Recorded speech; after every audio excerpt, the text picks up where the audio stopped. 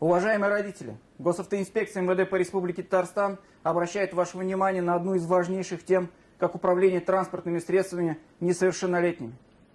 Мотоциклы, новомодные питбайки и квадроциклы сегодня очень популярны, и, к сожалению, все чаще водителями такого транспорта становятся дети. Каждый родитель, покупая такой желанный подарок, должен в первую очередь подумать о безопасности и здоровье и жизни своего ребенка. Несовершеннолетний водитель, не владея даже элементарными знаниями правил дорожного движения, выезжает на проезжую часть, что в итоге может привести к трагедии.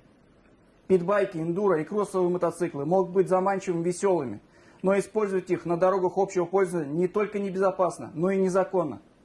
Вся эта техника является спортивным инвентарем, который должны использовать только на мототреках и специально оборудованных площадках. Они не предназначены для передвижения по дорогам общего пользования. Управлять мототехникой разрешено только с 16 лет, обучившись в автошколе и получив водительское удостоверение соответствующей категории.